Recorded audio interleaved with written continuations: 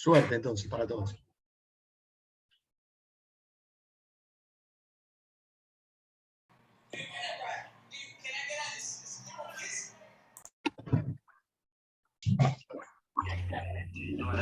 ¿Cómo está? Bancaba un cachito, Andrés, que dejo corriendo un curso de música. Era 60 días y lo renuevan, perfecto. La renovación.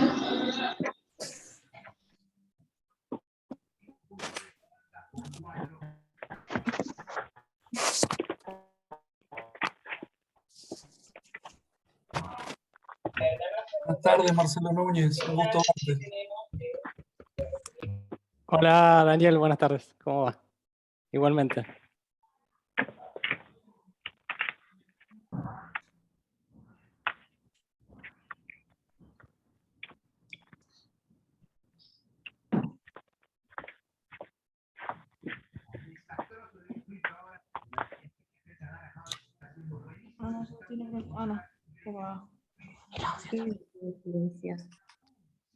¿Estoy silenciada?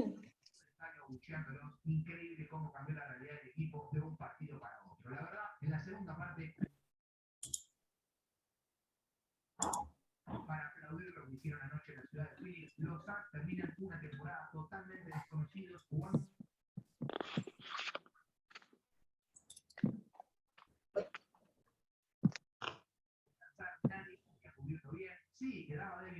Buenas tardes a todos. Primero que nada, les pedimos por favor que silencien sus micrófonos.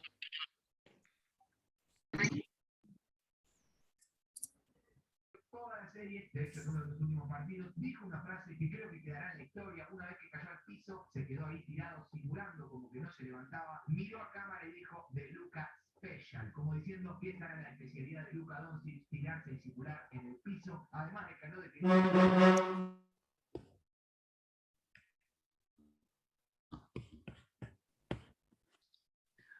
Bueno, buenas tardes, bienvenidos a todos. Es un gusto para Fernando Díez y para mí. Me presento, soy Marcelo Núñez. Darles la bienvenida a este nuevo ciclo de 2022 de nuestras disertaciones de tributación nacional. Sin más demora, le cedo la palabra al doctor Horacio Corti para que dé comienzo oficial a este encuentro. Horacio.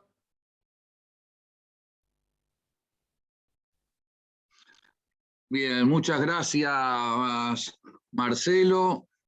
Buenas tardes a todos. Ante todo, bueno, muchas gracias por compartir con nosotros esta actividad que hacemos desde el Centro de Estudios Financieros y Tributarios de nuestra Facultad de Derecho.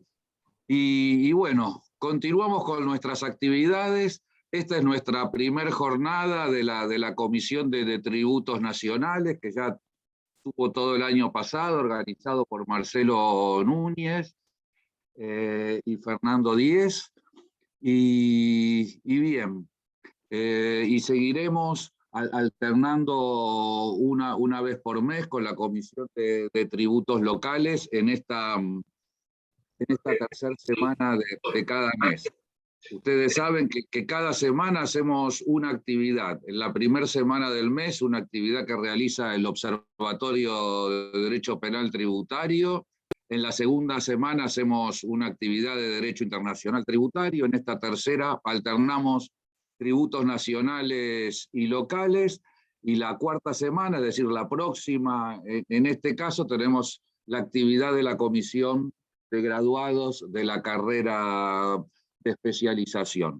Yo simplemente ya los dejo con los coordinadores y directores para que presenten esta actividad. Solo me gustaría hacer una publicidad o una difusión,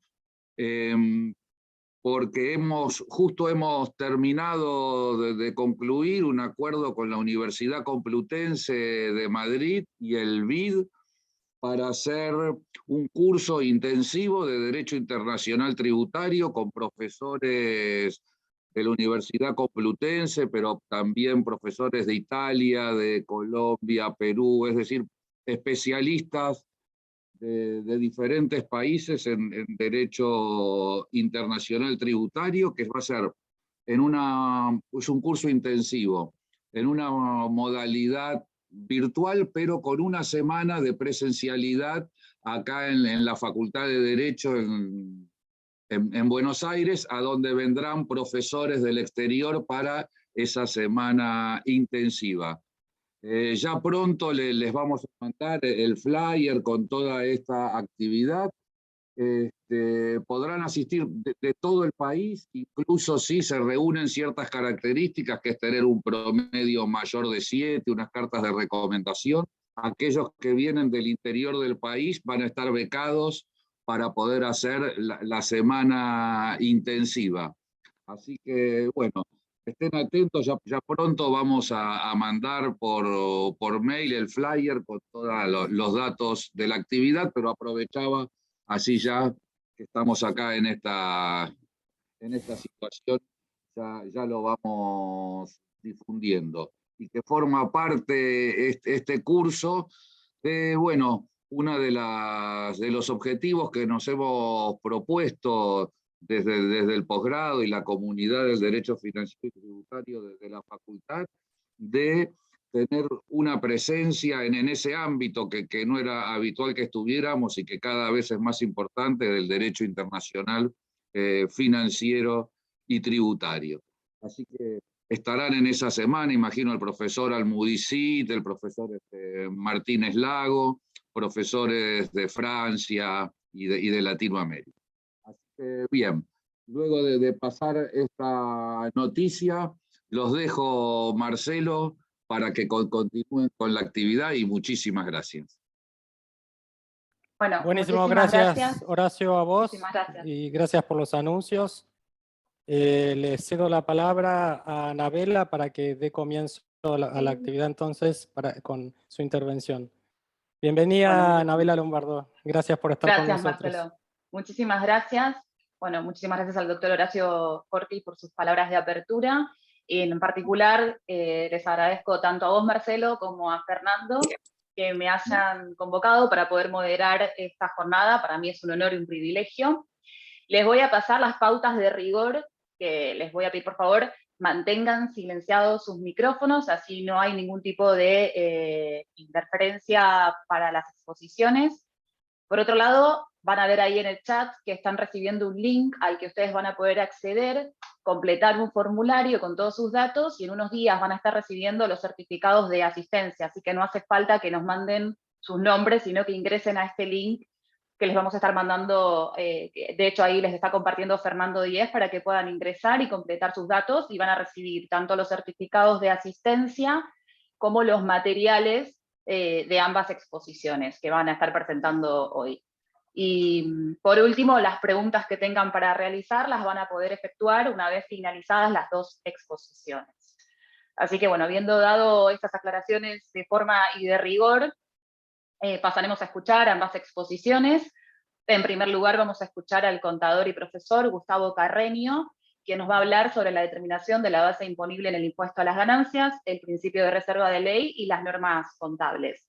Gustavo es contador público de la Universidad de Buenos Aires, es asesor tributario, es profesor de la maestría en Derecho Tributario y Financiero de esta casa de estudios, y profesor adjunto de diversas materias en la Universidad Argentina de la Empresa. Así que ahora sí, Gustavo, te cedo la palabra.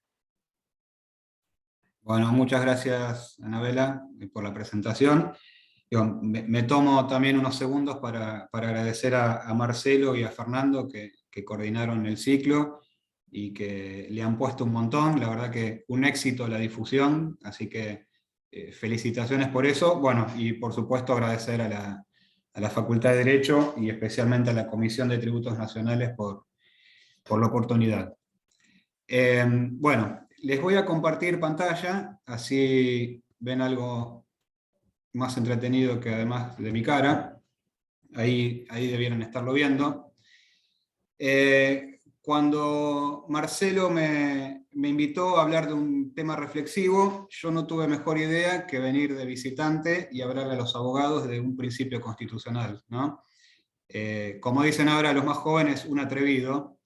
Pero bueno, no soy tan atrevido, no vamos a centrarnos únicamente en un principio constitucional o verlo en profundidad, sino que vamos a ver un aspecto muy específico, ¿sí?, del principio de reserva de ley, y para sentirme un poco más como pez en el agua, incorporamos las normas contables, donde ahí los contadores por ahí tenemos un poquito más de ventaja, y no hablar por ahí de algo de lo que los que están del otro lado seguramente saben mucho más, o algunos sabrán mucho más, ¿sí? Bueno, ¿por qué elegimos esto? Ustedes saben que, y ahí voy a ir pasando, sí, ahí está. Principio de reserva de ley. Dicho principio, la mayoría, seguramente los que están del otro lado, ya lo saben, y los que no, o no lo tienen tan presente, no viene mal recordarlo. Establece que, por supuesto, en la ley sí debiéramos tener los elementos esenciales, los elementos básicos de la hipótesis de incidencia tributaria, los elementos básicos del hecho imponible. Así, la ley, y si hablamos, ahora vamos a mencionar que tenemos, o hay reconocidos dos tipos de principio de reserva de ley, ¿no? Lo que es el absoluto, o lo van a escuchar o lo habrán visto como ortodoxo y rígido, y el relativo. En el absoluto, todos los elementos que hacen a la existencia, cuantía y estructura de la obligación tributaria, los vamos a tener contenidos en la ley, ¿sí? Así, los elementos básicos del hecho imponible, el sujeto o sujetos, el sujeto activo, sujeto pasivo, el objeto, la base imponible, que ahí la marqué con negrita porque es lo que nosotros le vamos a dedicar hoy estos minutos, exenciones, alícuotas, sanciones, ¿sí?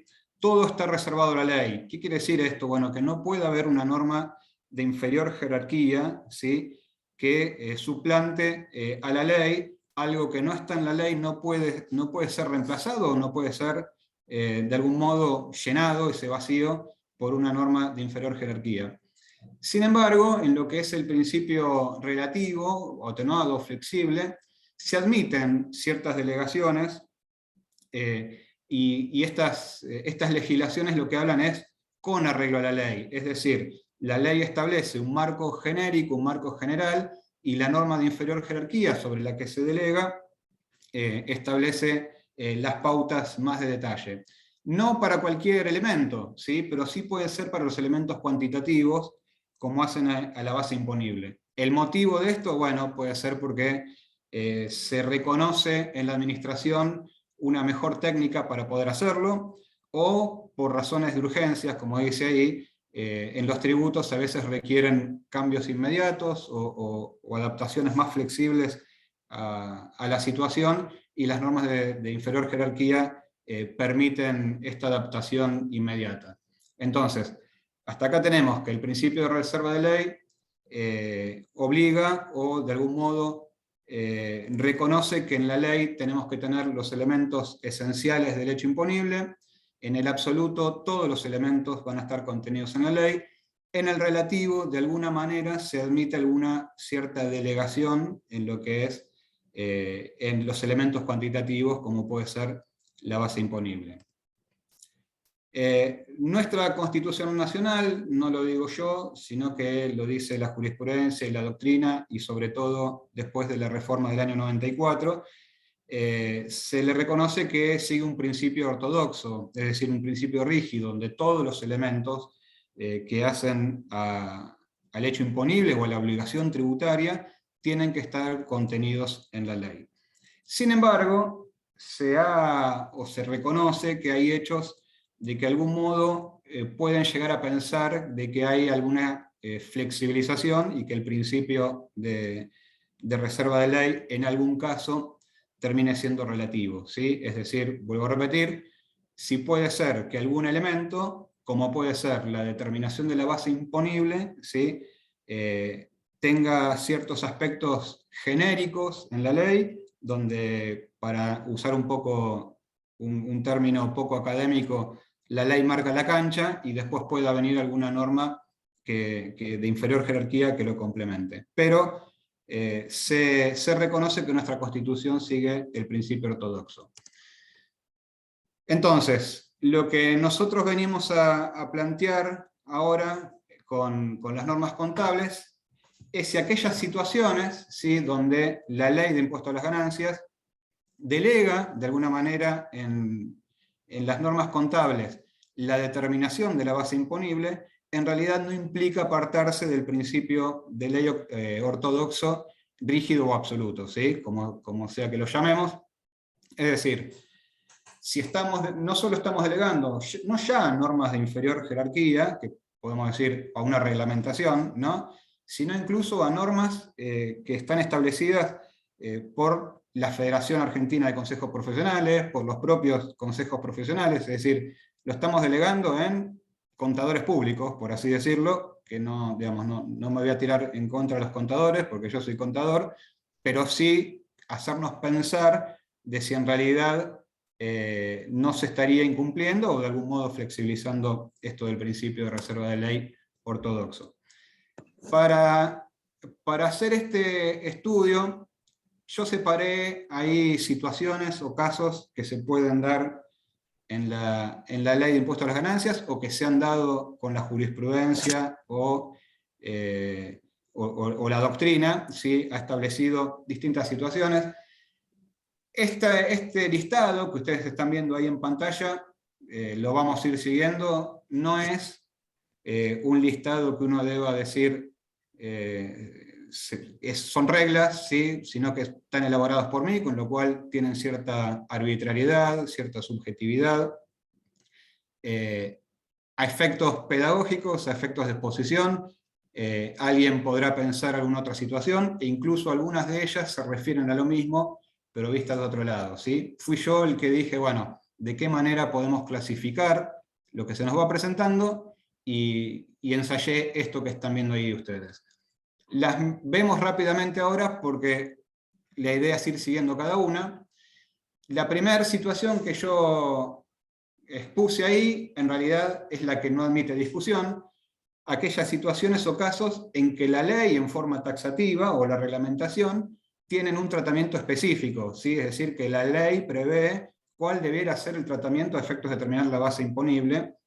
Acá, por supuesto, no hay nada que discutir, hay un apartamiento, o puede haber un apartamiento de las normas contables, pueden coincidir, porque de casualidad el legislador tomó las mismas consideraciones que las normas contables, o al revés, pero hay que seguir la ley, y eso no admite discusión. Después, en una segunda instancia, vamos a ver que tenemos jurisprudencia que ha establecido que en aquellos casos que la ley no ha establecido un tratamiento específico y se hace o se sigue un método contable, no debiera apartarse el contribuyente de ese método contable, ¿sí? Es decir, allí donde la ley no nos marca la forma de determinar la base imponible, seguir las normas contables. Y esto ya es lo que empezamos a ver como con cierta duda, o de alguna manera reflexionar si se está o no flexibilizando el principio de reserva de ley. El tercer caso, en realidad, se refiere al primero, de algún modo, pero son situaciones, y acá donde englobo principalmente a los contadores, digo los contadores porque ahora después les voy a explicar por qué en algún caso nos llevamos la mayor sorpresa respecto a los abogados que lo entendieron mejor desde el principio, pero situaciones donde asumíamos, ¿sí?, que el criterio de la ley es el mismo que seguían las normas contables, o las normas contables tenían el mismo criterio de la ley, y después con jurisprudencia, ¿sí?, nos han dicho, no, el concepto de la ley o el método de la ley es este, y no tiene por qué coincidir con el contable. En realidad es la misma situación que vimos en primer término, es decir, la ley en forma taxativa nos dice, tiene un tratamiento, solo que no lo veíamos, ¿sí? Fue la justicia los que nos tuvo que decir, la ley tiene prevista esta situación. En cuarto lugar, vamos a ver aquellos casos en que en forma expresa la ley nos dice, aplíquense las normas contables, ¿sí? La ley o la reglamentación nos delegan directamente en las normas contables la forma de determinar la base imponible, no ya por silencio, si así lo quieren, sino porque en forma expresa lo dicen.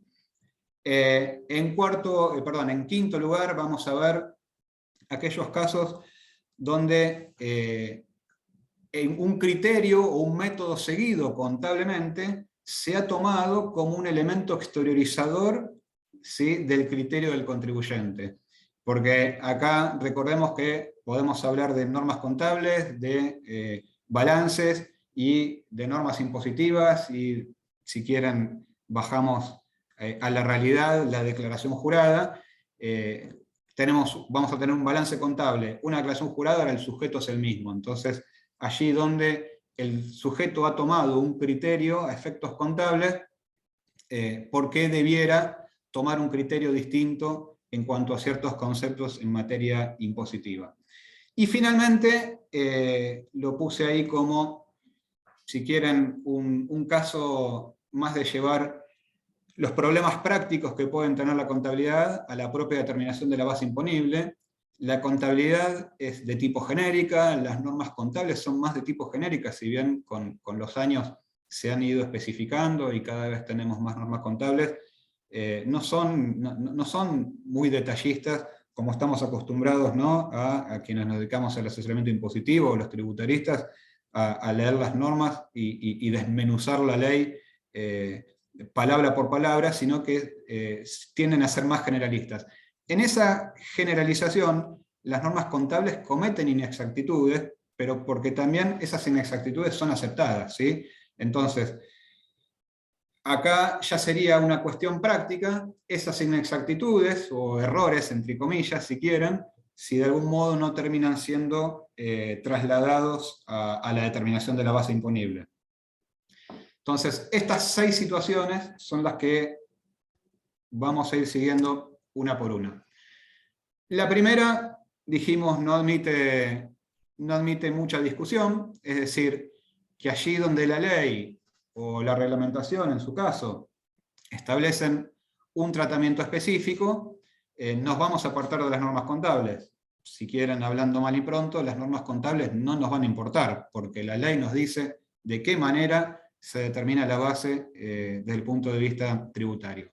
Ejemplos sobran en la ley, por ejemplo, métodos de amortización previstos para los bienes de uso, ¿sí? Si la ley me dice los bienes se amortizan de forma lineal, en el caso de los inmuebles, 50 años, trimestre de alta, bueno, no puedo cambiar la vida útil del inmueble porque la ley me está hablando de 50 años. Tiene previsto la ley que en algún caso un contribuyente pueda apartarse, tiene que dar previa o solicitar previa autorización, pero descartando esa excepción, la ley para los inmuebles nos establece la vida útil. Para el resto de los bienes también nos establece las formas de amortización, salvo en el caso de minas y canteras que van por lo que es el agotamiento u unidades de extracción. En el resto nos dice que es el método lineal, ¿sí? Amortizo por año según la vida útil.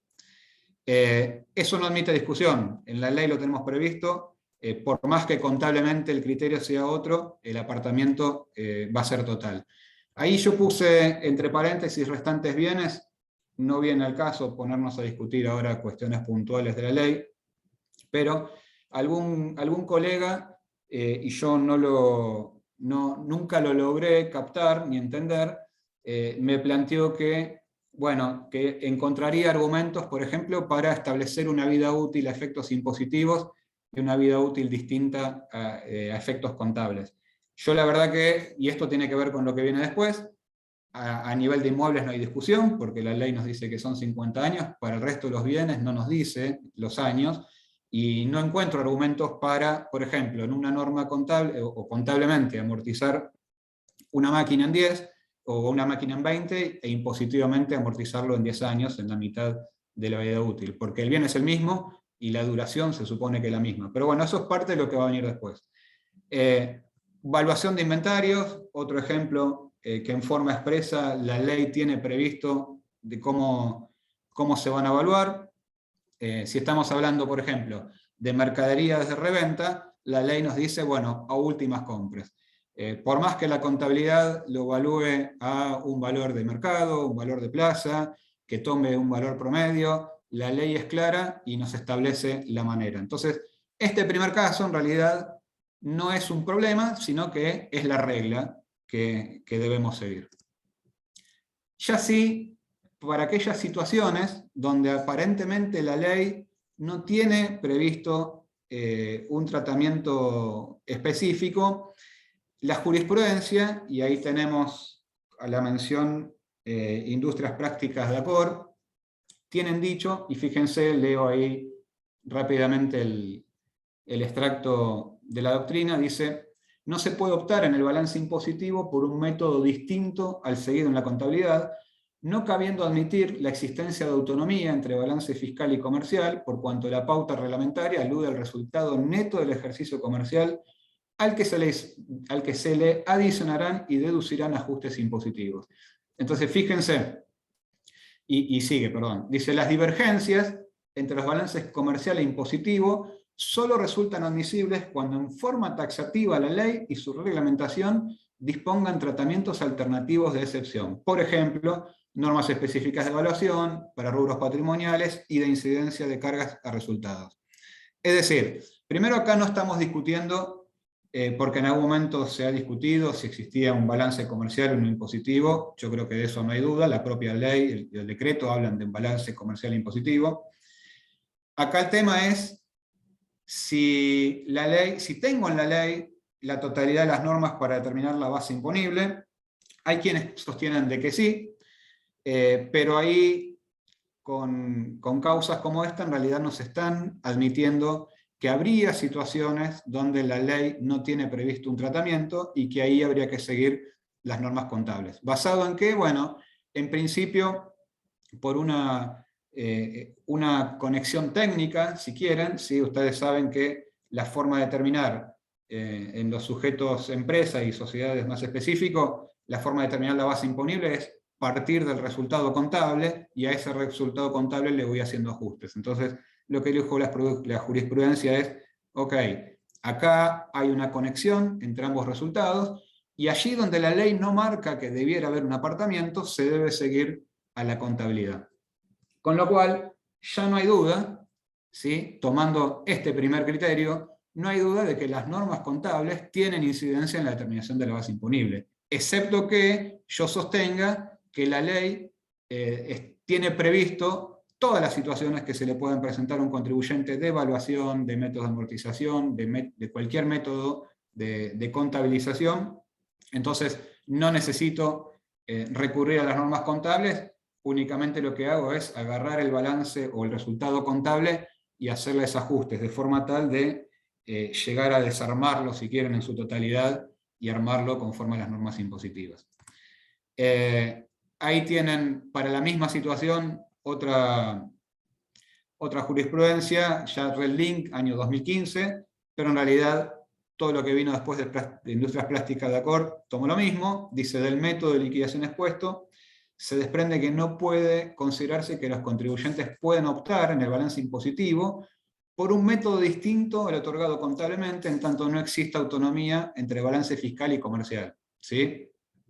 Y alude a que el decreto así lo marca, hay que partir del resultado contable. Acá ya adelanto algunos puntos de reflexión que después al final los vamos a ir viendo. Digo, bueno, si la determinación de la base imponible depende de algún modo de las normas contables, cambios en las normas contables, por supuesto, van a implicar modificaciones en la base imponible, sin que exista modificación legal, ¿sí? Y repito de nuevo, quienes modifican las normas contables son la Federación Argentina de Consejos Profesionales y los consejos profesionales en sí, es decir, los graduados en ciencias económicas. Y además pueden haber distintos criterios contables, es decir, que contribuyentes en la misma situación o en principio con la misma capacidad contributiva podrían llegar a tener distinta obligación tributaria, distinta base imponible, si siguieran criterios contables distintos. Esto ya para que empecemos a reflexionar dónde veríamos nosotros los puntos a analizar y si quieren repensar, y no sé si tendremos una respuesta, pero por lo menos plantear el problema. Bueno, llegamos al caso donde muchos, y ahí me incluyo, muchos creíamos que ciertos conceptos previstos en la ley respondían en su acepción al mismo criterio contable. Y el que fue un cimbronazo, por lo menos para los contadores, seguramente no para todos, porque había contadores que ya sostenían de que veían una diferencia de criterio o de concepto, en el concepto, vale la redundancia, el concepto de vengado, fue Compañía Tucumana de Refrescos en el año 2011, donde tuvimos una definición del concepto de vengado para la ley de impuestos a las ganancias. ¿Sí?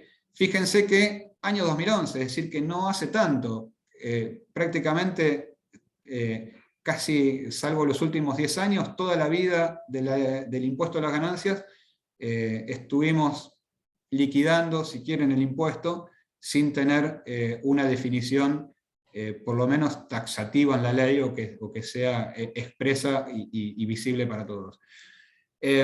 ¿Por qué Compañía Tucumana de Refrescos fue un cimbronazo para los contadores? Bueno, porque nosotros veníamos con un concepto de devengado, que es el que traíamos el que te enseñan primero en la secundaria, cuando uno aprende contabilidad, y después el que nos machacan y nos meten en la cabeza en las materias contables durante toda la carrera universitaria.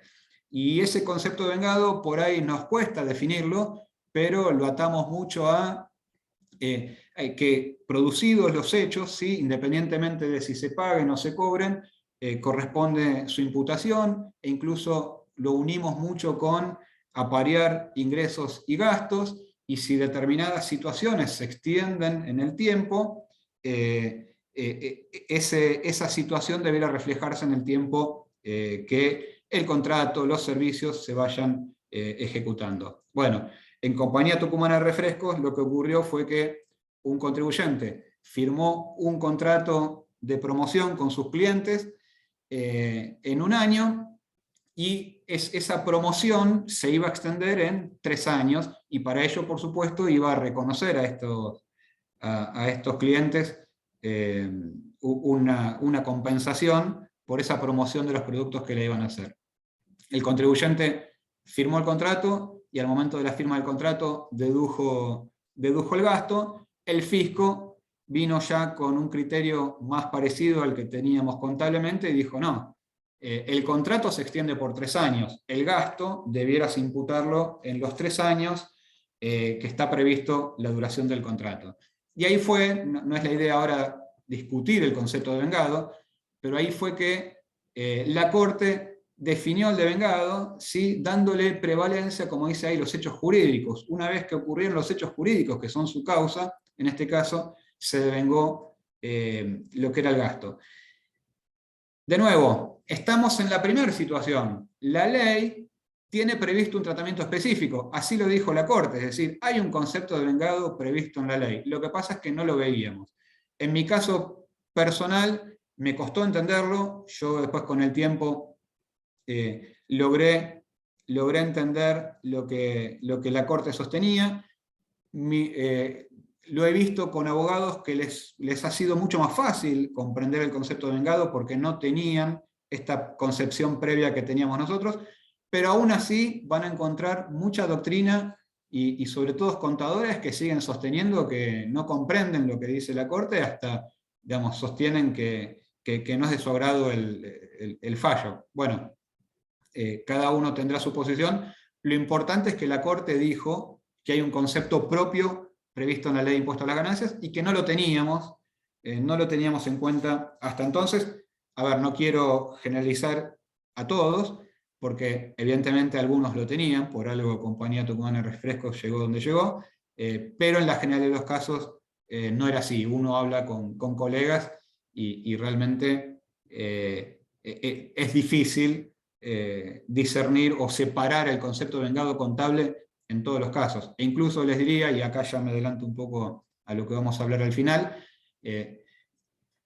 vamos a recibir el resultado contable del cual vamos a partir para armar la base imponible, y ese resultado contable va a estar elaborado con un devengado contable en su totalidad. La verdad es que aplicar otro concepto devengado a la totalidad de la base imponible, acá estamos en un ámbito académico, pero también hay que ser realistas, ¿no? Llevado a la práctica es muy difícil. Uno puede decir en un caso puntual, un contrato grande, chico, pero en toda la estructura o en todas las operaciones del contribuyente es difícil.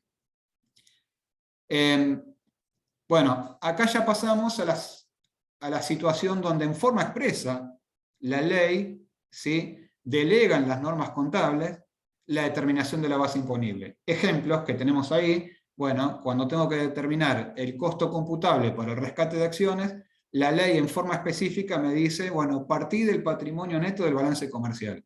Después sobre eso le voy a hacer unas separaciones, le voy a sacar resultados o resultados acumulados, voy a separar, pero me pide partir del patrimonio neto comercial.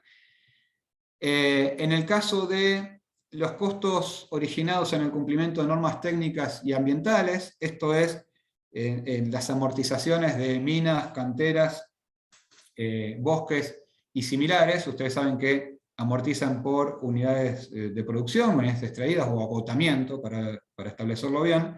Bueno, ¿cuál es ese costo? ¿Cuál es ese costo amortizable? Ustedes saben que una compañía petrolera que desde el momento en que perfora un pozo petrolero, ahí ya nace una obligación de ese pozo algún día taparlo. El día que tenga que abandonar el pozo, porque se agotó, porque ya no es más redituable la extracción, lo va a tener que tapar, sea dentro de 20, 30, 50 años. Eso tiene un costo, por supuesto. Bueno, hasta hace un tiempo atrás teníamos jurisprudencia que no reconocía la posibilidad de tener en cuenta ese costo desde el inicio, porque ese costo va a ser amortizable junto con la mina, la cantera. Con una reforma tributaria introdujeron en la ley esto de reconocer como parte de la cantera ese costo de taponamiento. Ahora, estoy haciendo futurología. ¿Cómo sé yo cuáles van a ser los costos que me voy a incurrir dentro de 20, 30 años cuando tenga que tapar el pozo? Bueno, la ley primero delegó en el decreto cómo establecerlo, y el decreto, fíjense que ahí está en negrita, dice los valores computables serán los que cubran los costos a que se refiere el párrafo anterior, que surjan por todo concepto de los estados contables confeccionados de acuerdo a las normas contables profesionales. Es decir, el decreto reglamentario me dice, tomar los costos de acuerdo a las normas contables profesionales, en forma expresa.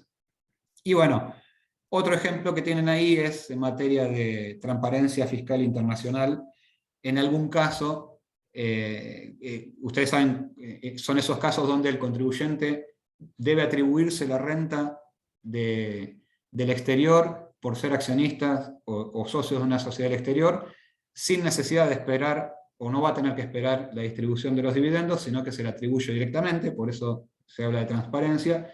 Bueno, en algún caso, la forma de determinar esa renta que se tiene que atribuir va a ser de acuerdo a las normas contables aplicables en el país en que esté esa sociedad del exterior. Es decir, que acá ya hay una delegación no solo a normas contables, sino normas contables de otro país. De nuevo, esta situación va a generar, como vimos anteriormente, bueno, si hay cambios en las normas contables va a haber modificación de la base imponible y también puede haber adopción de distintos criterios por parte de los contribuyentes. Acá me permití plantear otra situación que se da. En algún caso la jurisprudencia dijo, bueno, allí donde la ley no hace una mención expresa de la forma en que debe tratarse impositivamente, no cabe apartarse de las normas contables. Y después tenemos los casos donde sí, en forma expresa, las normas contables nos delegan, las normas impositivas nos delegan en las normas contables la determinación de la base. Acá lo que me planteo es, bueno, ¿es lo mismo? Es decir, en ambos casos llego a las normas contables y el tratamiento que les estén dando. ¿Es lo mismo que la ley en forma expresa me delegue en una norma contable, que termine delegado pero vía el silencio? ¿Por qué en algún caso el legislador lo manifiesta en forma expresa y en otro caso no dice nada? Uno podría sostener, bueno, es una ratificación, ¿no? Tenemos muchas ratificaciones en la ley, a veces sobre todo en materia de exenciones, que a veces el legislador establece exenciones que en realidad no están alcanzadas directamente cuando uno determina el objeto del impuesto, podría de algún modo plantearse eso, decir, bueno, es una ratificación de que tengo que terminar con las normas contables, o podría de algún otro modo interpretar, bueno, solamente tengo que recurrir a la norma contable cuando el legislador me lo dice, porque cuando no me lo dice, por algo es. Tal vez el legislador tiene previsto en la ley un tratamiento y no lo estemos viendo como pasó antes. Casos en que el criterio de norma contable puede terminar siendo un elemento exteriorizador del criterio del contribuyente. Y ahí tenemos la causa Relding. Fíjense que dice, corresponde señalar que si la actora consideraba que las erogaciones en cuestión no encuadraban dentro del concepto gastos de representación, no debía incluirlo en dicha categoría en su balance contable. Esto es, si recuerdan, los gastos de representación tienen una limitación para su deducción en la ley. Es el 1,5 de las remuneraciones pagadas en el ejercicio. Quiere decir que aquello que es gasto de representación es deducible, pero con una limitación. El contribuyente, ciertos gastos, a efectos impositivos, no los consideró como de representación. Y la justicia, ¿qué le dijo? Bueno, vos mismo fuiste en que en tu contabilidad lo consideraste gasto de representación. Así que eso fue como, si quieren, vieron cuando dicen un sincericidio, ¿no? Es decir, vos mismo estás diciendo que esto era gasto de representación. Después lo vamos a plantear si esto en realidad no puede ser una inexactitud de la contabilidad y yo no puedo ajustar la contabilidad. Pero en principio, el haber tomado un criterio contable tuvo su condena desde el punto de vista impositivo. Lo mismo ocurrió en Inversora y Willis, que activaron un valor llave, y esto era en el impuesto a la ganancia mínima presunta, no ya en ganancias, pero ese valor llave no era reconocido impositivamente, porque impositivamente se seguía la evaluación de las acciones conforme establece la ley. Disculpas, Gustavo, nos quedan 5 minutos, más Gracias, o menos, Anabela. para dar el cierre. Gracias a vos. Perfecto, gracias. Inversora y Willis había activado un intangible, impositivamente no lo reconocía, porque seguía un criterio de que las acciones se evaluaban desde el punto de vista del costo, y ese intangible a efectos impositivos no era reconocido. Bueno, lo mismo le dijo la jurisprudencia, vos estás reconociendo en la contabilidad de un activo, y allí donde no hay norma que establezca que debiera apartarse, no corresponde su apartamiento. Y finalmente, llegamos más a una situación práctica, si quieren, que era lo que yo establecía antes.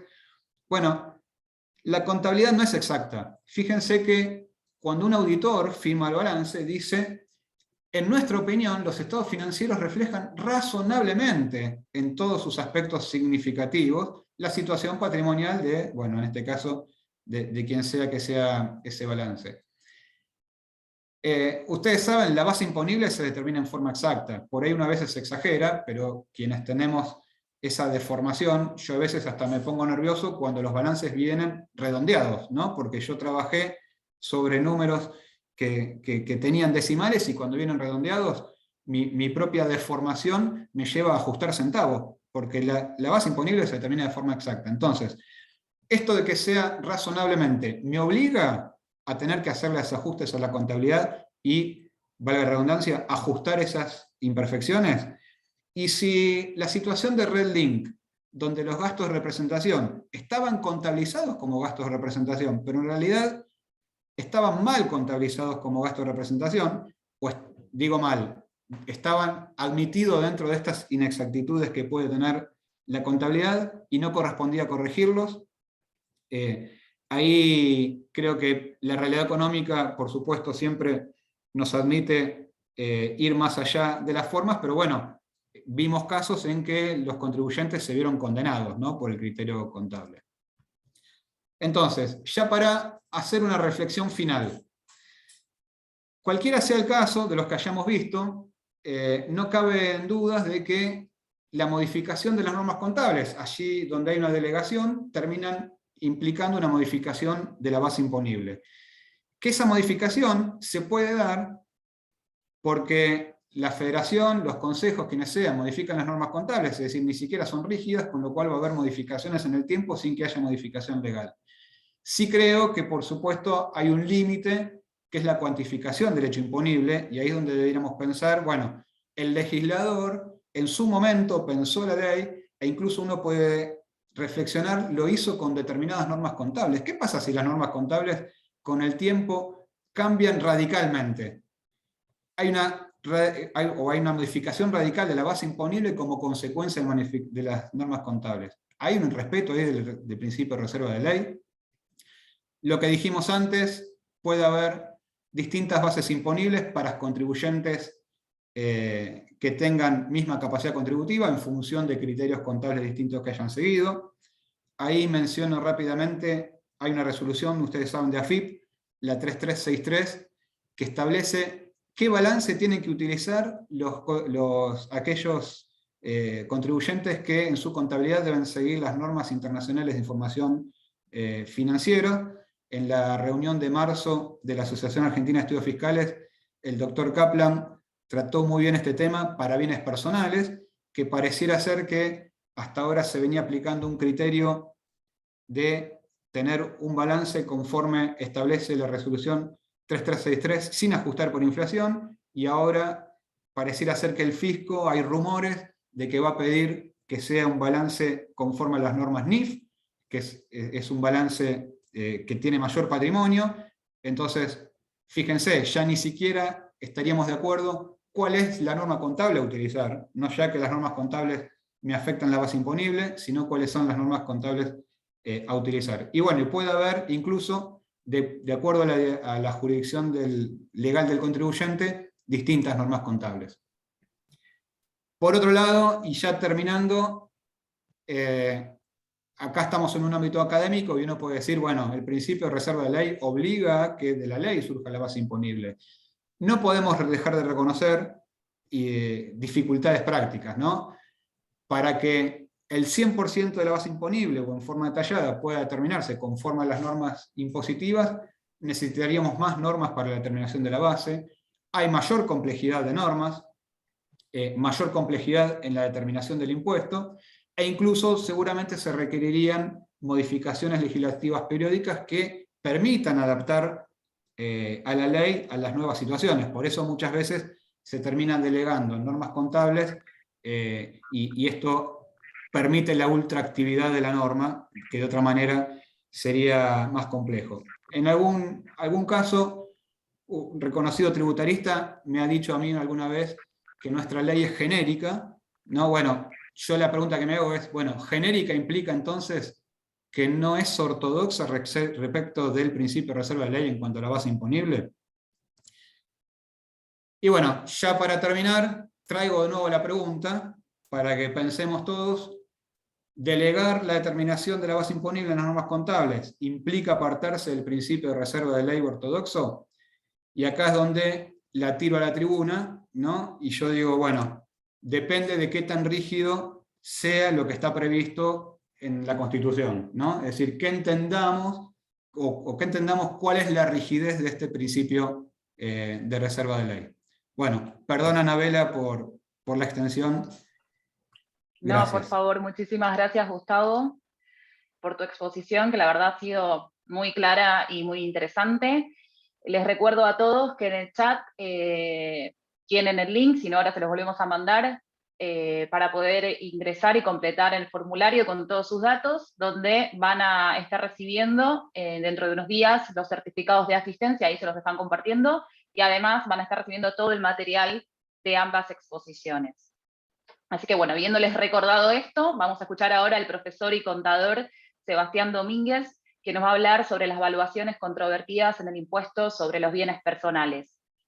Sebastián es contador público de la Universidad de Buenos Aires, es asesor tributario, profesor de la maestría en tributación de la Facultad de Ciencias Económicas de la Universidad de Buenos Aires, profesor de la maestría en Derecho de los Negocios de la Universidad de San Andrés y de la especialización en tributación de la Universidad de El Salvador.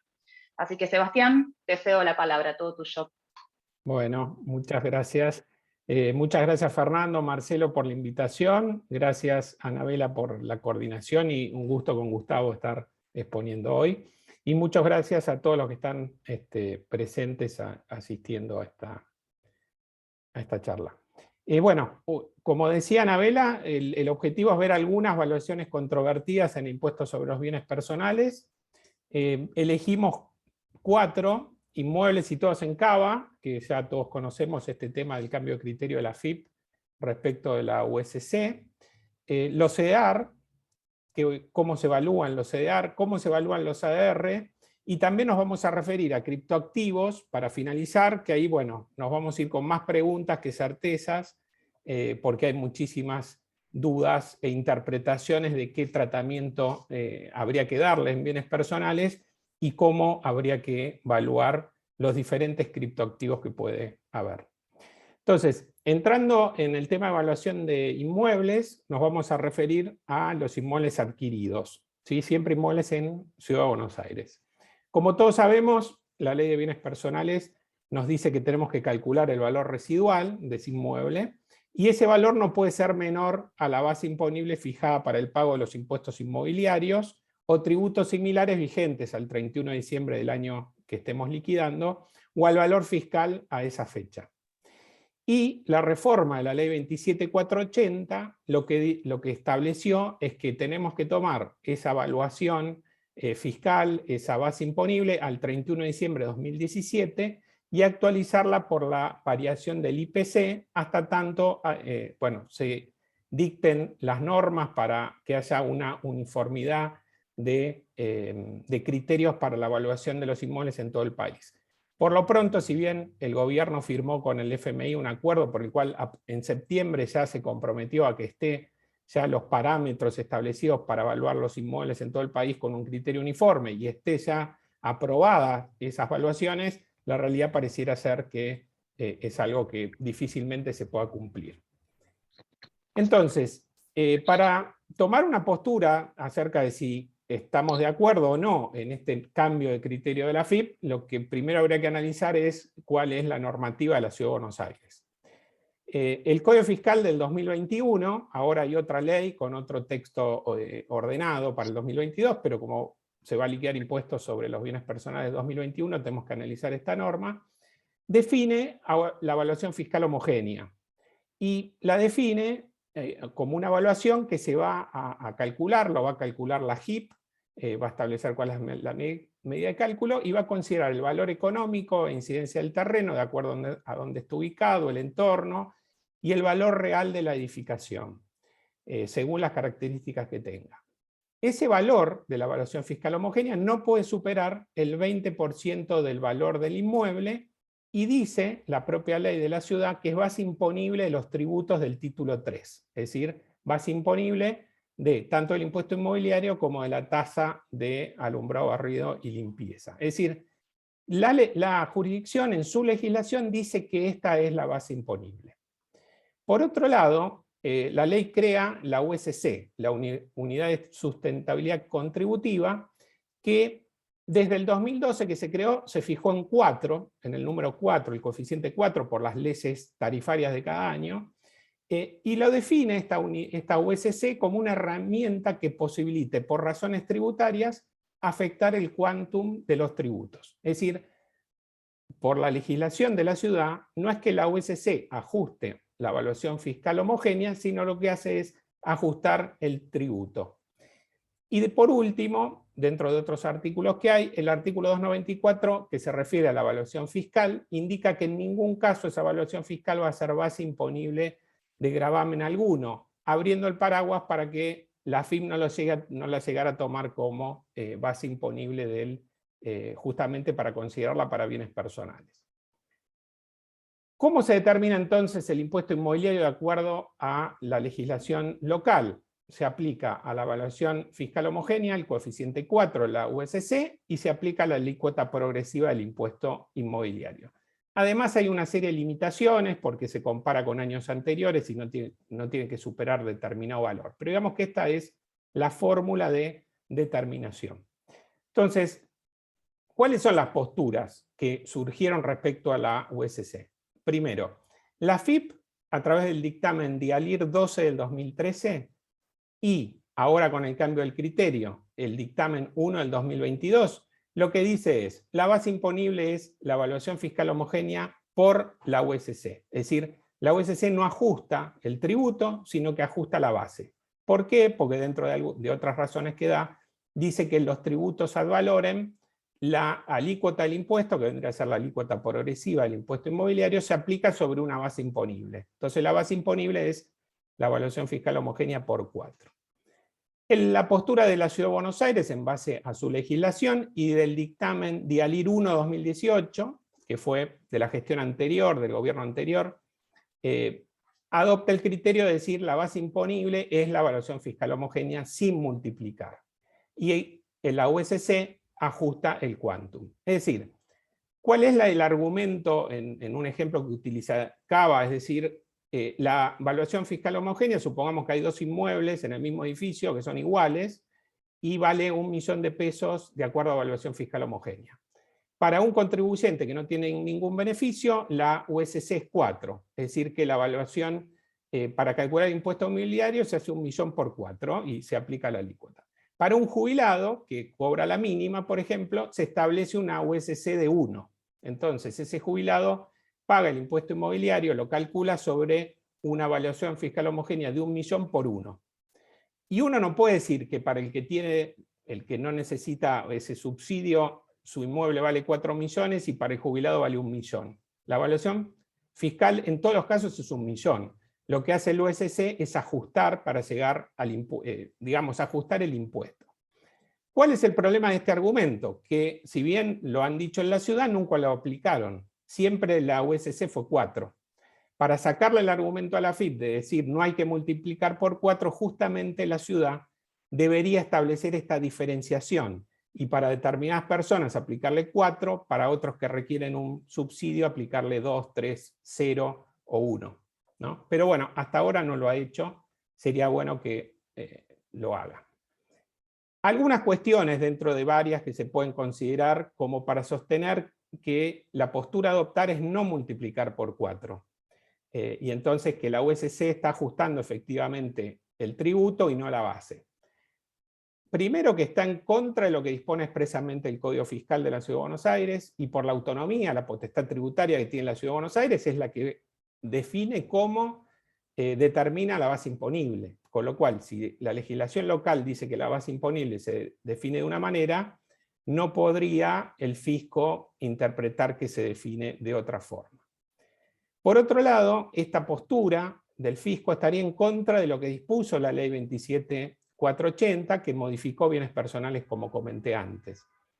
Si hay que tomar la evaluación fiscal del 31 de diciembre de 2017 y ajustarla, y el fisco en 2018 entendió que la evaluación fiscal que había que tomar era la homogénea, no podría ahora venir a cambiar su criterio.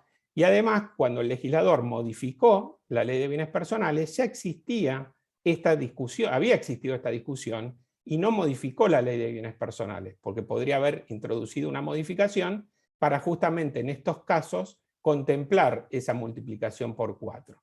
No lo hizo, con lo cual son argumentos para sostener que, para discutir, digamos, este criterio del fisco. Y también otro criterio, otro argumento podría ser que el criterio del dictamen atenta contra la seguridad jurídica respecto a declaraciones juradas no presentadas, contribuyentes que, por ejemplo, regularizaron su situación en la moratoria que venció el mes pasado. Como el fisco cambió el criterio, si regularizaban una declaración de hace 2 años atrás, debían aplicarse a criterio del fisco esta multiplicación por 4.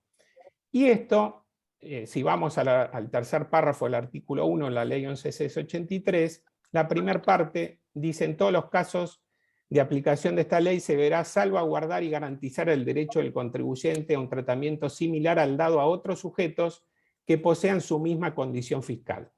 Para todos los periodos anteriores, los que presentaron las declaraciones juradas y estaban en la misma condición fiscal, el fisco dijo no se multiplica por 4. Si alguien tuvo un retraso, eso no ameritaría a modificarle el criterio de evaluación. ¿Sí?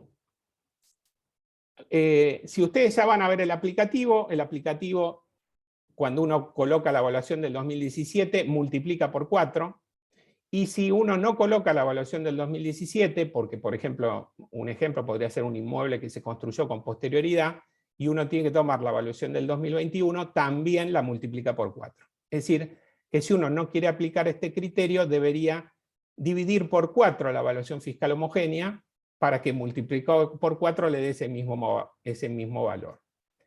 ¿Sí? O sea, debería uno cargar un dato erróneo, que no es el real en el aplicativo.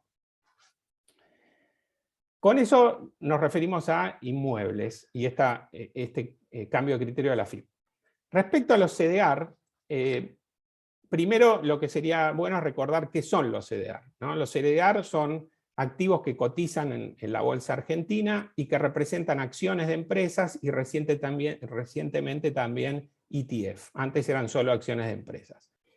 El activo subyacente que tienen estos certificados son esas acciones de empresas extranjeras o de ETF. El ETF es, por ejemplo, el índice del Standard & Poor's. Entonces uno puede comprar un ETF que es un fondo que en el exterior sigue el índice para obtener un movimiento de la inversión en base a ese índice. La cuestión acá que nos debemos preguntar antes de definir cómo evaluar es dónde están situados estos CDR. ¿Están situados en el país o están situados en el exterior? El artículo 19J se refiere a aquellos casos donde están situados en el país. Y entonces lo que establece es que los títulos, acciones, cuotas partes o participaciones sociales y otros títulos valores, que serían estos casos, representativos del capital social o equivalente, emitidos por entes públicos o privados, cuando estos tuvieran domicilio en él.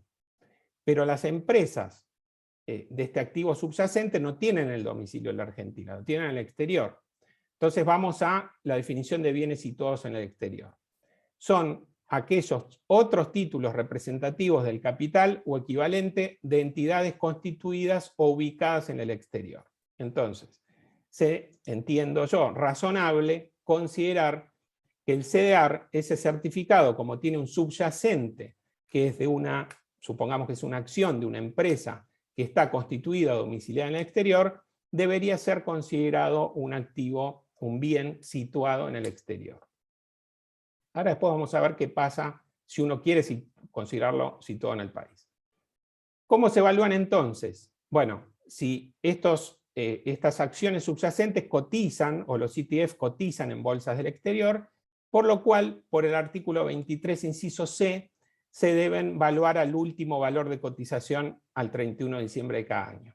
Acá en la diapositiva también tienen qué pasa si no cotiza, pero no es el caso de los CDR que uno puede comprar en la Argentina. Entonces, acá habría que evaluarlos al valor de cotización al 31 de diciembre. ¿Qué cotización debería tomarse?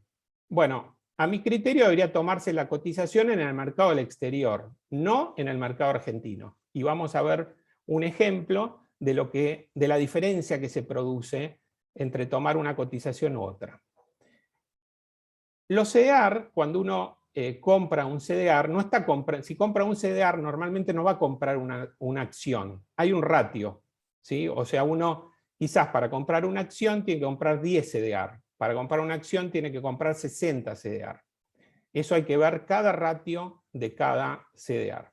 Entonces, por ejemplo, Google con 58 CDR tenemos una acción, Apple con 10 CDR tenemos una acción, Amazon con 144 CDR, recién ahí tenemos una acción. Esto quiere decir que uno puede comprar una 144ava parte de una acción cuando compra un CDR. Eso posibilita incluso inversores digamos, con poco capital que puedan invertir en este tipo de empresas.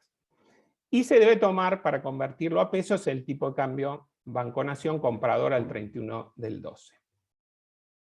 Entonces, supongamos que hay una persona que tiene 100 CDR de Apple al 31 de diciembre del 2021 y el ratio es 10:1, es decir que tiene 10 acciones de Apple, la equivalencia. Y el tipo de cambio comprador fue 102,52. Entonces, a mi criterio hay que tomar la cotización en el Nasdaq, no la cotización que publica la FIP. ¿Sí? ¿Por qué? Porque es un bien situado en el exterior, con lo cual hay que evaluarlo en la bolsa del exterior donde cotiza. De acuerdo a investing.com y a Yahoo Finance también, la cotización era $177,57. Entonces, multiplicamos 10 acciones por este 177,57 por 102,52, nos da que la evaluación de estos CEDAR son 182.044 pesos con 76. Si nosotros, en cambio, lo evaluamos según la evaluación de la FIP que publicó, ahí la FIP lo evalúa en 18,39, porque era la cotización al mercado local argentino. Quiere decir que convertidos estos 100 CDR a 18,39 en pesos da 188.000. Tenemos un 3,56% más de evaluación que si lo evaluamos a la valor de cotización al exterior. Pero además Apple, particularmente, también cotiza en pesos. Entonces, ¿cuánto es la cotización que publica la FIP? 3.627 pesos. Convertido a los 100 CDR da 362.700. Es decir, un 99,23% más que si lo evaluamos en dólares al tipo de cambio del 31 de diciembre, tomando la cotización del exterior.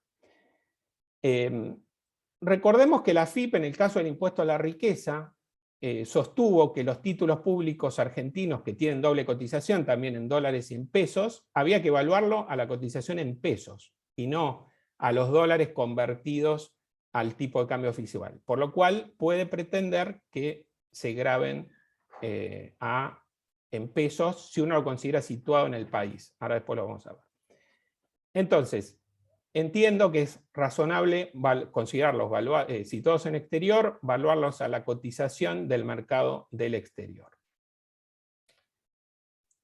Si se consideran situados en el exterior con este criterio, hay que tener en cuenta, se aplican las alícuotas incrementadas por bienes en el exterior.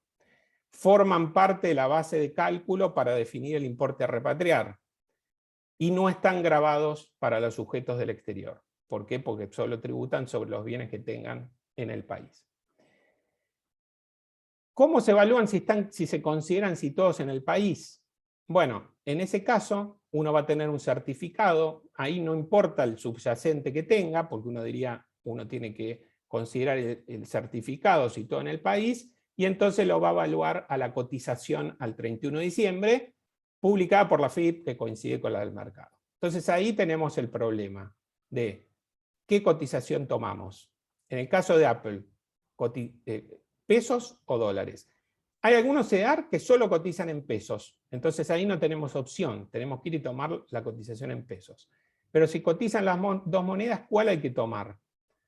Podemos definirlo en función quizás de la moneda en que se compraron. Si se utilizaron dólares para comprarlos, evaluarlo a la cotización en dólares. Si se utilizaron pesos, a la cotización en pesos.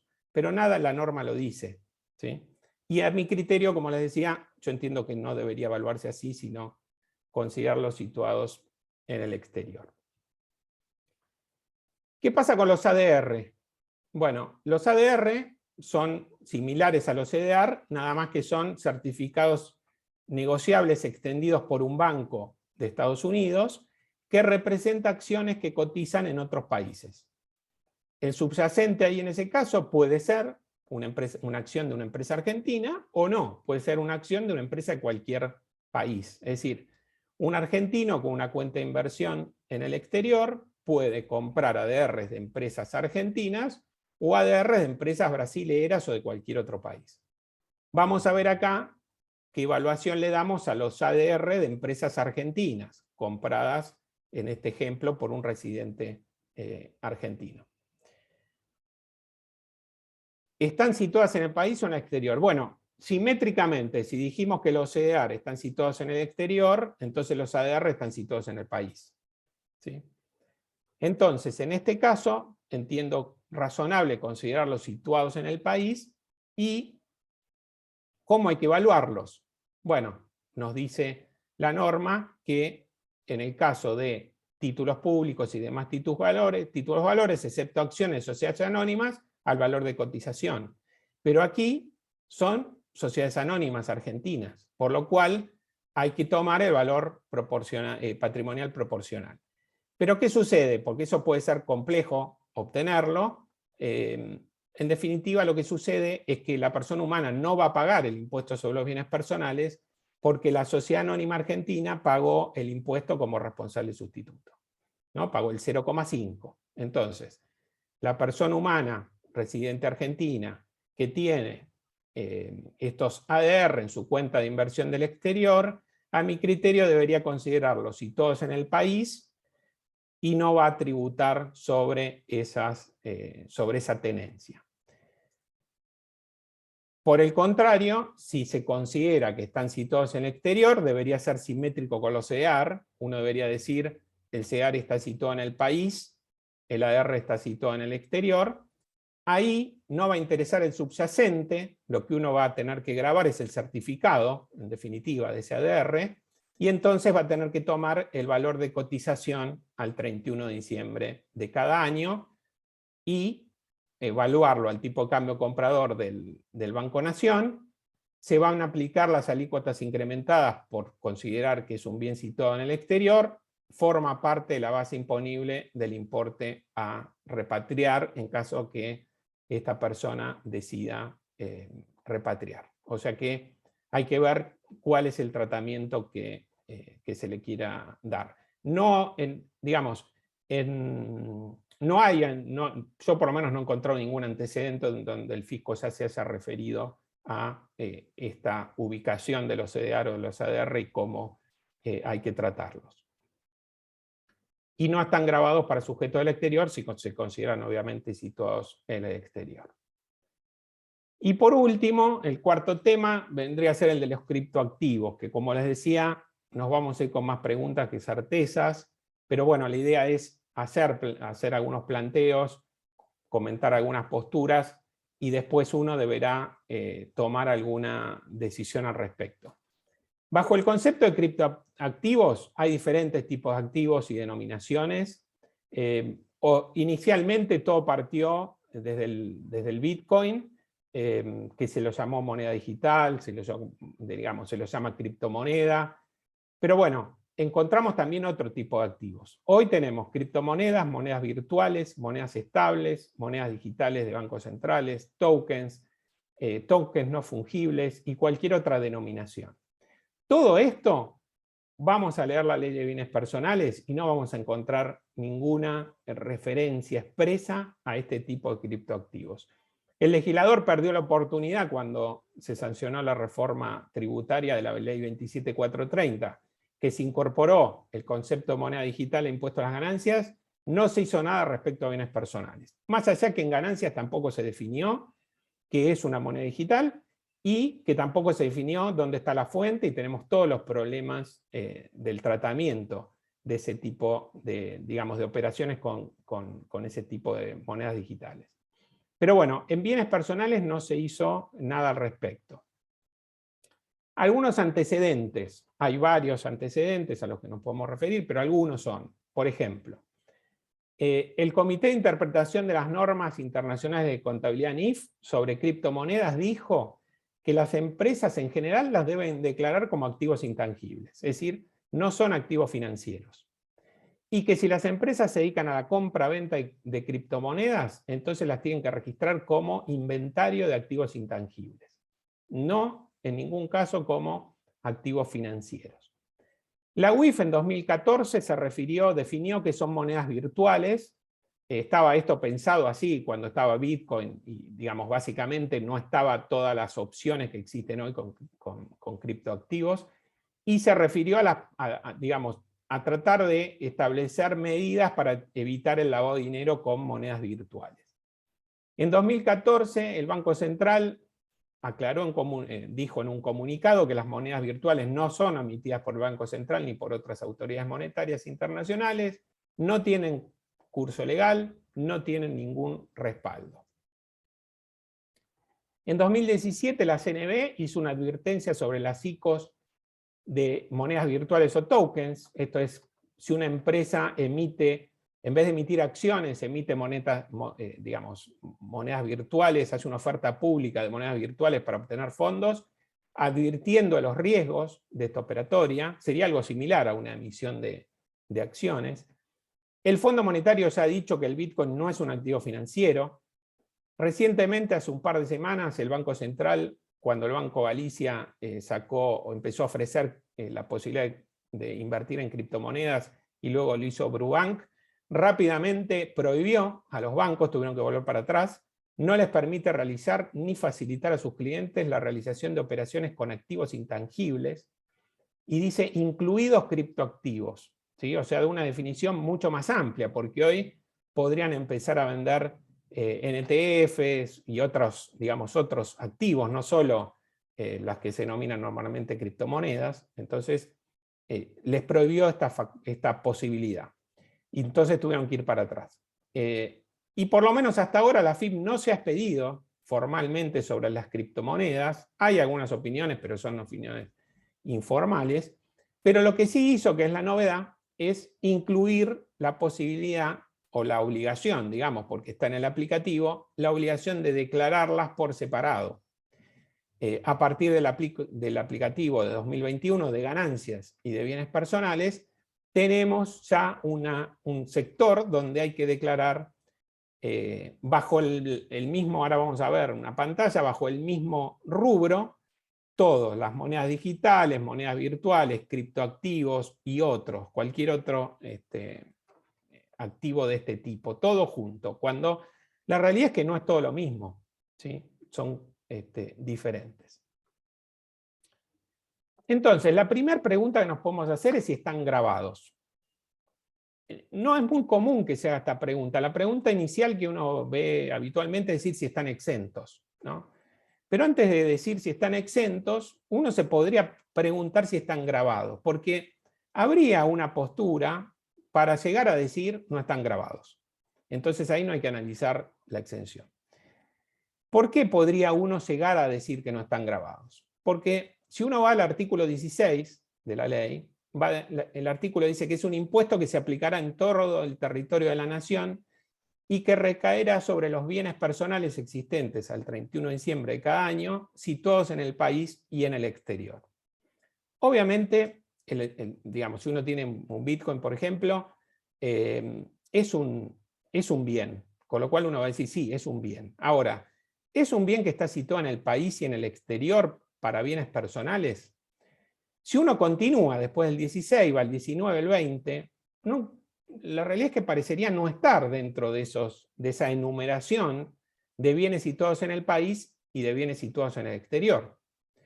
Entonces, uno podría llegar a decir, bueno, no está un criptoactivo, no está dentro del objeto del impuesto, porque no está en el artículo 16 y no está en la definición de dónde están situados los bienes del 19 y del 20. Y no hay ninguna otra referencia en la reglamentación respecto al objeto. Aparte de esto, si uno, digamos, sí podría decir que están dentro de las normas de evaluación, ¿sí? Porque dentro de las normas de evaluación se va a encontrar con una definición amplia y va a tener una definición de otros bienes. Entonces ahí la pregunta sería, que esté dentro de otros bienes en las normas de evaluación, ¿hace completar el hecho imponible? Y entonces, como están las normas de evaluación, ¿sí están grabados? Podría ser, pero también uno puede sostener no, porque las normas de evaluación evalúan, no definen el hecho imponible. Entonces, por ese lado podría haber una postura de decir no están grabados pues no están taxativamente contemplados dentro de los bienes situados en el país o situados en el exterior. Además, ¿dónde están situados? Vamos a ver que no hay una definición de dónde están situados, porque, por ejemplo, el Bitcoin no hay un emisor, ¿sí? Está en la blockchain, y la blockchain está en cualquier lado. Entonces, si no se contempla expresamente en la ley dónde están situados, ¿se los puede grabar?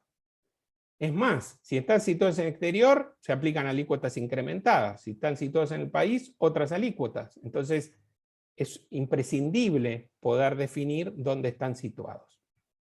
Ahora después vamos a volver sobre algún criterio que se podría definir sobre dónde están situados. Y después también se puede decir, bueno, se aplica supletoriamente la ley de impuesto a las ganancias y su reglamentación, podría ser un título valor, podría ser un activo financiero, pero bueno, si es un título valor, la realidad es que no representa un capital social o equivalente. podría llegar a ser un activo financiero, porque la reforma a la ley 27430 incluyó a las monedas digitales junto con activos financieros. ¿Sí? Entonces ahí tenemos toda una serie de preguntas para definir, ¿está grabado o no está grabado? Supongamos que está grabado. Llegamos, ¿qué es la mayoría? En general opina que está grabado, y lo que dice es, bueno, encuadra dentro de la exención de bienes inmateriales. ¿Qué dice esta exención?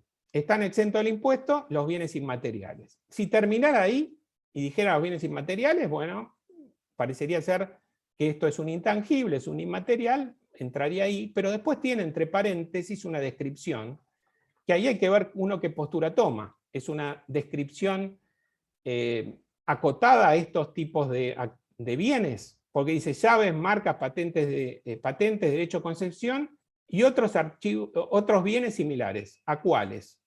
A los inmateriales, es genérico, comprende a cualquiera, o similares a las llaves, marcas, patentes, patentes y derecho de concesión, porque estos criptoactivos, normalmente una criptomoneda no sería similar a una llave. Es un inmaterial, pero no es similar a una llave, marca, patente. O sea que la gran mayoría siempre ha dicho, bueno, yo considero exento a las criptomonedas, pero hay que ver la postura que toma el fisco, porque podría decir no encuadran dentro de esta exención.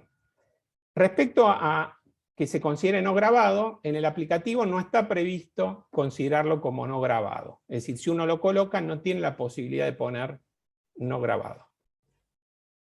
Entonces, ¿cómo lo consideramos impositivamente? ¿Aplicamos supletoriamente la ley y la reglamentación de ganancias?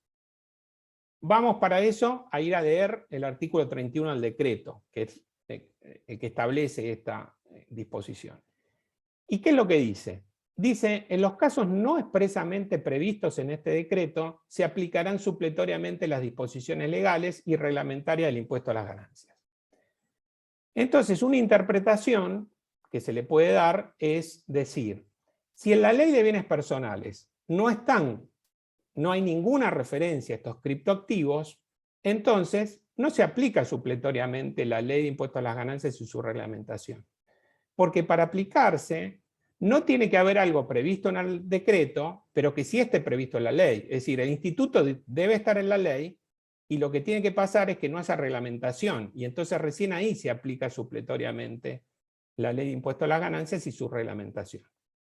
La otra postura, también muchas veces la he escuchado, es decir, no, bueno, siempre, por más que no esté el instituto en la ley, se aplica igualmente la reglamentación y la ley de ganancias, pero yo entiendo que no parecería ser eso lo que dice el decreto. Si consideramos que se aplica supletoriamente, habría que ver si se consideran a las criptomonedas, por ejemplo, como monedas digitales, y entonces un activo financiero, y se las trata como tal en bienes personales. ¿Se deben considerar a todos los criptoactivos por igual? ¿Hay que considerar el subyacente? Se habla mucho de la tokenización de la economía, ¿sí? Por ejemplo, uno puede tener a través de un token una porción de un cuadro, un derecho sobre un inmueble a través de un token digital. Entonces, ¿qué tenemos que evaluar? ¿Ese derecho que tenemos o el token? ¿Qué tratamiento le da el aplicativo? El aplicativo no lo coloca en el sector de otros títulos valores, la posibilidad de cargar estos criptoactivos, no los coloca en el sector donde están los bienes inmateriales, los derechos de propiedad, marcas, patentes, licencias, no están ahí, sino que los coloca en el sector otros bienes. Obviamente muchas veces todos criticamos lo que hace el aplicativo, ¿no? El aplicativo legisla, el aplicativo modifica las leyes, pero bueno, acá la AFIP está dando una posible interpretación que tiene, y es que sería otro bien. Entonces iría incluso valuado como otros bienes. Ahora, ¿dónde están ubicados? Bueno, tenemos un gran problema para definir la ubicación, así como en ganancias tenemos problemas para definir cuál es la fuente. En el caso de monedas digitales, también tenemos un problema para decir, alguien tiene bitcoins, ¿dónde está ubicado el bitcoin? No hay un emisor, es una emisión descentralizada, está en la blockchain registrado, puede estar en cualquier lado, en diferentes equipos. Entonces, una postura podría ser, bueno, si las claves privadas están en una wallet que está ubicada en la Argentina, ya sea, no sé, está en un celular o está en una wallet fría guardada en una caja de seguridad, por ejemplo. Si está situado en la Argentina, ese Bitcoin se consideraría situado en la Argentina. En cambio, si está, por ejemplo, en un exchange en el exterior, que tiene las claves privadas, no está el Bitcoin ahí, pero bueno, tiene las claves privadas, entonces el Bitcoin está en el exterior. Pero eso no lo dice la ley, ¿sí? Debería contemplarse expresamente para tomar esa definición. Es algo que debería reformarse la norma. ¿Cómo se evalúan? Bueno, si no sabemos dónde están situados, ¿cómo los vamos a evaluar? Es un problema. Pero bueno, digamos, hay que declararlos en las declaraciones juradas, hay que tomar algún criterio. Se evalúan a costo histórico, se evalúan... Sebastián, discúlpame, nos quedan los últimos 5 minutos. Gracias. Bueno, gracias. Se evalúan a costo histórico, se evalúan a la evaluación al 31/12. Bueno, si están situados en el país, la evaluación sería como otros bienes situados en el país. Artículo 22, inciso F. Por su costo de adquisición, construcción o valor a la fecha de ingreso al patrimonio. Es decir, costo histórico. Ahora, si alguien dice, los tiene en un exchange en el exterior, por ejemplo, y dice, bueno, como están en el exterior, están situados en el exterior, los va a declarar así, encuadrarían en el 23A, bienes inmateriales y otros bienes en el exterior, con lo cual debería declararlos al valor de plaza. Un valor, quizás si compró estos bitcoins hace años, y bueno, es un valor bastante diferente al costo histórico. Y si se los considerara situados en el país y que son activos financieros, bueno, se evaluarían al valor de cotización el 31 de diciembre, con la complejidad de establecer cuál es el valor de cotización, porque no hay un mercado transparente, pero yo no comparto cuando muchas veces dicen, como no hay un mercado regulado, no tiene valor, no se puede evaluar. No, sí, una evaluación hay. Uno podrá tomar un promedio de las evaluaciones de los exchanges argentinos, de los exchange del exterior, una forma de evaluar hay. Podremos discutir si es un poquito más o un poquito menos, pero no hay grandes diferencias de valores. En consecuencia, hay que tomar una decisión y el aplicativo, ¿qué es lo que contempla? Por si no lo llegaron a ver, acá tienen unas pantallas. Primero, tiene dos opciones, o declararlo en la Argentina o declararlo en otros países. Bueno, esto ya demuestra que no se sabe dónde están, porque otros países no. Cuando uno vamos a declarar un bien, tenemos que poner en el listado en qué país está. No podemos poner otros países. Aparecen en un rubro que es monedas digitales, virtuales, como les decía, criptoactivos o similares, todo junto.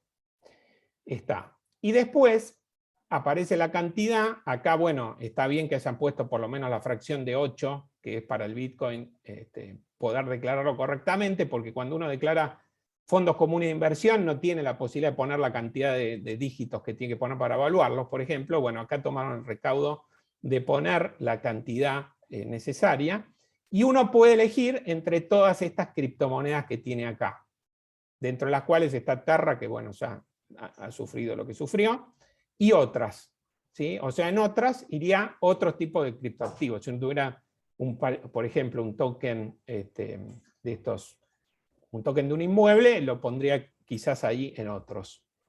Y acá, en la situación frente al impuesto, fíjense que no tiene la opción de poner no grabado, tiene grabado, exento, y después, bueno, quizá está incluido los bienes del hogar, esto ya no se declararía. Ahora, yo lo que entiendo seguramente es que si el fisco sostiene que están grabados y uno pone exento, unos meses más adelante va a llegar una carta de inducción al domicilio fiscal electrónico diciendo que en principio están grabados, que debería rectificar. Es decir, todo lo que aquí se declare, seguramente si no se paga el impuesto sobre esto, el fisco tomará alguna acción posterior. Y con esto, bueno, terminó la la presentación.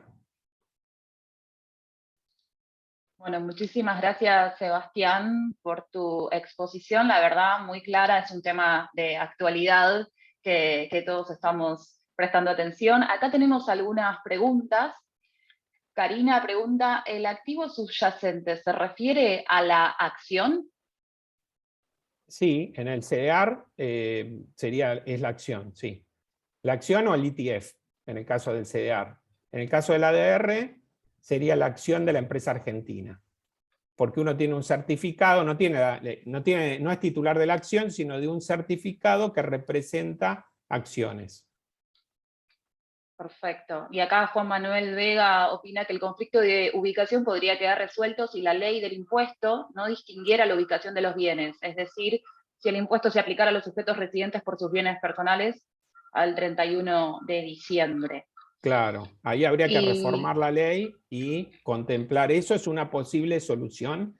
Y sí, algunos otros países están tendiendo a que, bueno, se considera dónde está situada la wallet, por ejemplo, para definir el lugar donde está ubicada la criptomoneda. También eso podría ser una sí, creo que justamente es el punto donde radica, que están acá los comentarios también de otros participantes. Yo no sé si hay alguna otra pregunta que quieran formular vía chat, tanto a Sebastián como a Gustavo. Les damos unos minutitos por si alguno quiere preguntar, y si no, bueno, vamos dando cierre. Creo que no hay preguntas. Bueno, entonces vamos dando cierre a las exposiciones. Les agradecemos a los dos y les cedo la palabra a Fernando Díez, quien va a cerrar esta jornada. Muchísimas gracias. Fernando, ¿estás por ahí? Sí, acá Anabela, Perfecto. estoy escuchando atentamente, te agradezco mucho a vos la participación. Realmente con Marcelo queremos felicitar a Gustavo y a Sebastián, que han tratado un tema que es un tema complejo, difícil, y que realmente lo han hecho con una claridad que nos ha permitido a todos poder seguir. Bueno, basta leer el chat para que toda la gente que se ha expresado lo ha hecho en el sentido de que fueron claros y precisos. Les agradecemos muchísimo.